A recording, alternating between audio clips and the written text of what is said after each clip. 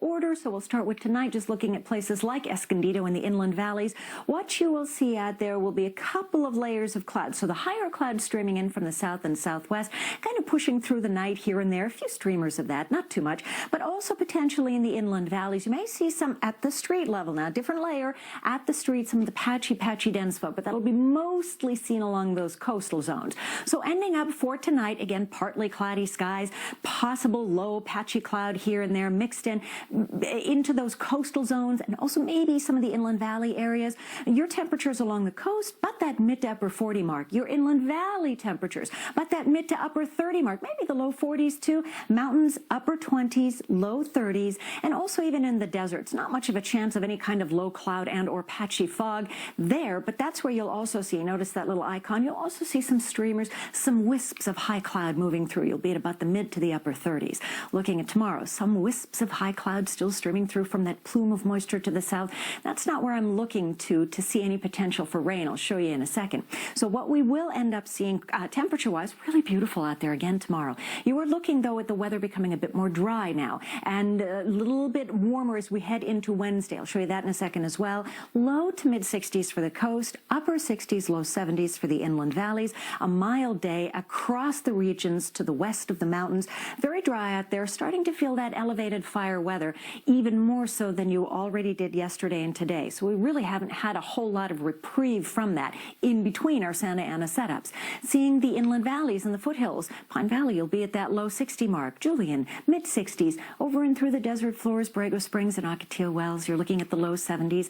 And warm and dry out there. So look at the temperature trend now for the next several days, just for example in places like El Cajon. So Wednesday will be the warmest day. You notice that temperature spike? So it's only a factor of 6-7 degrees, but that is your indication that that's where the fire weather starts. Yep, a fire weather watch will be in effect, which will switch to, again, a fire weather watch is a heads up that a red flag is coming.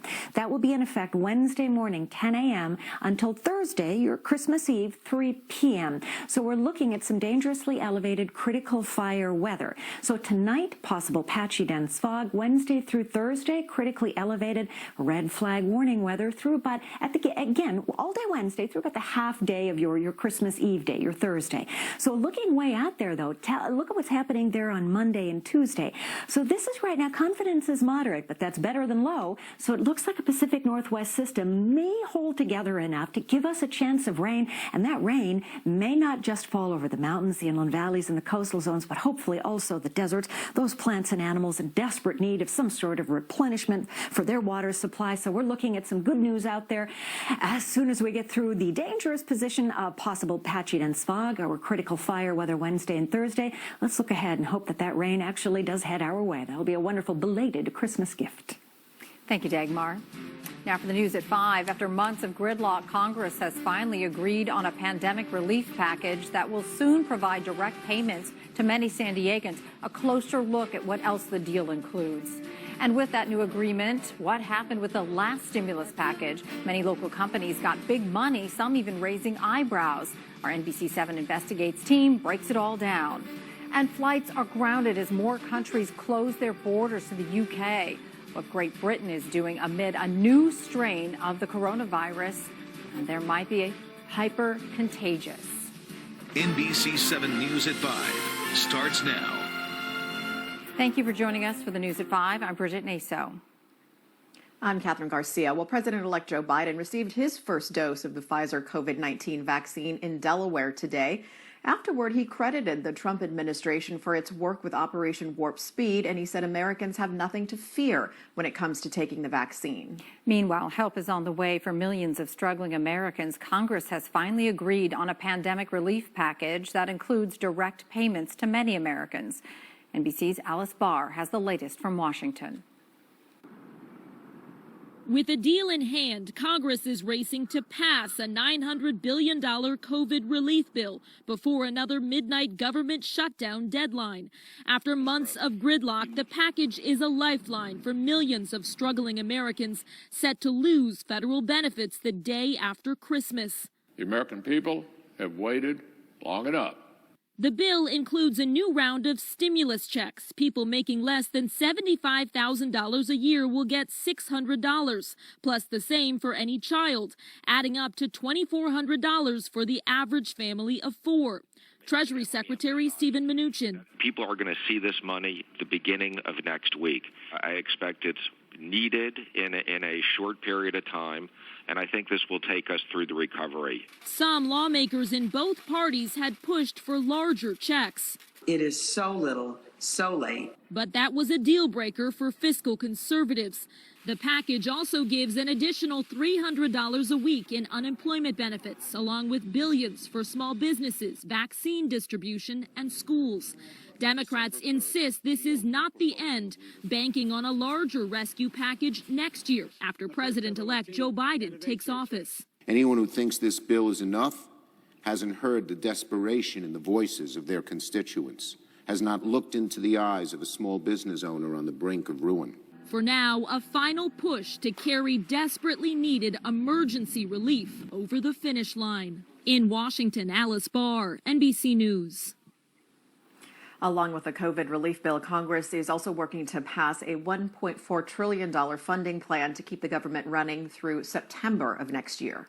In San Diego, some people are relieved and excited to hear help is on the way. NBC7's Rory Devine spoke with a small business owner who said it's been a long time coming. Oh my gosh, so excited. I mean, we've been just waiting with bated breath here for another stimulus not only help for our staff, but also for the business. Carrie Davis Duffy owns 2 hair salons, open and then closed 3 times during the pandemic. It's hard. Every time is a blow. She received a PPP loan in the first round that she says helped her stay afloat, pay rent, monthly bills, help with payroll. We've been closed now 7 months out of the 12 months of 2020. So there's no way that small businesses have the cash flow to do that on their own. That just isn't, it's not possible. And says the minute she gets the green light, she will apply for a second round of help. The end of this week will be 3 weeks that we're closed in December. And December for hair salons, need I remind people, it's like, it takes the year home, right? She says it's been a long time coming. It's maddening that this has become so political as opposed to the needs of the American people. I mean, it is, it's sad to me. It's heartbreaking. Waiting during what has been a trying year. You got to hang on to faith and, trust that we put one foot in front of the other, and we pray that good things happen in the future. She received the first PPP loan after the salons were already closed and staff already on unemployment. She hopes this next round will come soon. Reporting Rory Devine, NBC7.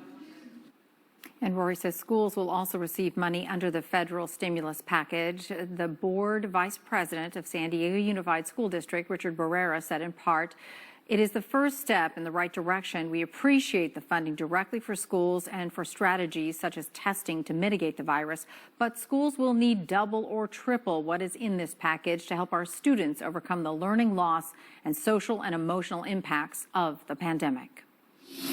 NBC7 has been tracking the initial CARES Act funding, including the bill's trademark program, the PPP, a forgivable federal relief loan designed to keep small businesses and their workers on the payroll. Well, NBC7 Investigates reporter Alexis Rivas looked at who here in San Diego got the most money. You got to remember, this was an unprecedented amount of money from the SBA to an unprecedented number of businesses in record time, which is why a local banker says overall this program was a success. But that rushed timeline that made it a success also led to some things that probably shouldn't have happened. SBA side is just crashing. It was just high anxiety like you couldn't believe. Steve Sefton with Endeavor Bank in Carlsbad recalls the first day of the PPP rollout, a day he calls a disaster. In the end, some businesses got more money than others, a lot more. NBC joined a lawsuit against the SBA to get a list of who got $150,000 or more. In San Diego, more than 3,700 organizations took out loans bigger than $150,000. NBC7 Investigates found some of the companies with the largest loans were at best questionably affected by the pandemic. Epsilon and Kleinfelder Group, an IT defense contractor, and an infrastructure project management firm were both in the $10 million loan club. A construction company, testing center, and hospice care company, all essential companies, by the way, roughly got around $9 million. Other companies took out loans with different banks. For example, Roadrunner Sports took out loans through at least 3 different banks for nearly $9 million. None of the companies we just mentioned responded to our request for an interview. There was a little bit of urgency hysteria, and so we just got overwhelmed with loan requests in the first day, and there wasn't enough bandwidth with the SBA to even possibly process that many electronic transmissions, and it just shut down the system.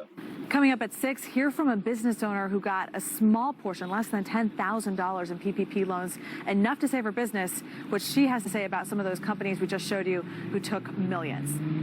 In South Park, I'm Alexis Rivas for NBC 7 Investigates. An SBA Inspector General report this month found the SBA paid out at least $43 million in PPP loans to companies who were not eligible. Let's take a look at today's updated remaining ICU capacity. The Southern California and San Joaquin Valley regions continue at 0%. Some room increased in Northern California, though. It's now at 28%. Greater Sacramento has 16% capacity left, and the Bay Area is at 13%. And with ICU capacity essentially at 0 in Southern California, Governor Gavin Newsom says the regional stay-at-home order is probably going to be extended. Based upon all the data and based upon all these trend lines, it's very likely, based on those current trends, that we'll need to extend that stay-at-home order.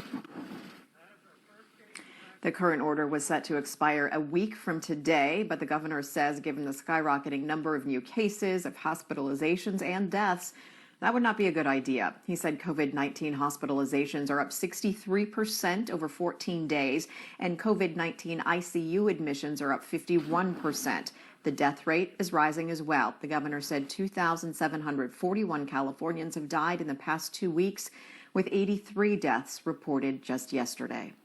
And it's been a confusing time for restaurant owners around the county. Late last week, a court of appeals issued a stay, and that allowed the county to resume enforcing closure restrictions on restaurants and strip clubs. That reversed a ruling from a local judge just days earlier that allowed strip clubs and restaurants to fully reopen. So today, the mayor of El Cajon and Congressman-elect Darrell Issa held a rally. You're looking at some video of it right here, calling for businesses to reopen despite the recent surge in cases. Coming up on the news at 6, hear from restaurant owners who've decided to stay open in defiance of the state restrictions. So I think, Dagmar, a lot of people are excited for the sun to set and for it to get dark so they can try and check out the Christmas star, and hopefully the skies will cooperate for us. You know, yes, that actually is a fairly beautiful sight to see, so it's very interesting. People are calling this the Christmas star. Yeah, I'll have a bit more information on that for you coming up at 6, but just to kind of tell you, it's basically Jupiter and Saturn very closely aligned in conjunction. So you can see it if you look to the south and southeast of the moon. So as the moon sets, follow the ecliptic, the path that the moon takes to set. Just go to the south and southeast and you'll see it. Again, Jupiter in the bottom and Saturn dimmer up at the top. Yeah, but it is a really unique sight. It's the closest I've ever seen them together. So watching what's happening at the surface, we have offshore winds, and then you're seeing at the higher levels, even though we're seeing some of those clouds pulling in, if you were to go out and look now, and yeah, actually you'll still see it now just above the horizon. You'll be able to see that Christmas star, but those higher clouds will be streaming in the overnight hours. They're not going to give us any chance of rain. For tonight, as a matter of fact, there may in fact be some patchy dense fog along the coastal zones. So we are then, for your Wednesday and Thursday, ending up looking at fire weather. So we have the red flag warning that we'll be looking at. Then as we look way out there, well, we have some good news. It looks like we may have some rain. As of now, all the data, all the models are showing that this Pacific Northwest storm will hold together. So here's hoping that as we head into the week after Christmas, the last few days of 2020, we'll get some much needed rain here in the county. I'll be back in a moment with more. Well, right now, we're going to give you a live look at a water main break in La Jolla. This area right here is Welton Drive and La Jolla Boulevard.